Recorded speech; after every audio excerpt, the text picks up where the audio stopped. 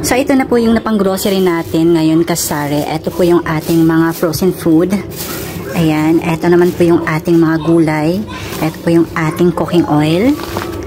Ito naman po yung ating mga sibuyas.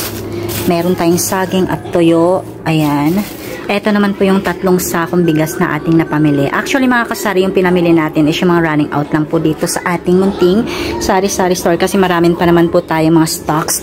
Ito lang po yung napamili natin. Itong malaking box na to. Tapos ito naman po yung ating mga diaper.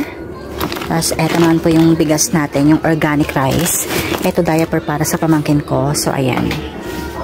So, ayan mga kasari, tandaan lang po natin kung ano po yung mabenta sa atin at kung ano po yung mga running out. Yun lang po dapat yung ating priority mga kasari. Kasi yun po yung mabenta mga kasari. Lalong-lalo na po mga kasari, minsan hindi po may iwasan talaga. Sa sari-sari stores, marami po talagang hindi nakakapagbayad pagdating sa bayarin. So, pag may nakolekta po tayo or may naibenta po tayo sa isang linggo, yun lang po yung ating ay papaikot para kahit papaano naman mga kasari, hindi po maubusan ang laman ng ating munting sari-sari store mga kasari. So, yun lang po yung tip ko mga kasari. So, pag ano lang po yung mga running out at budget lang po yung pera natin, ang priority po natin yun pong mga mabibenta po dito sa ating sari-sari store. That's all for today's video mga kasari, and thank you for watching and have a nice day. Bye bye. Ingat.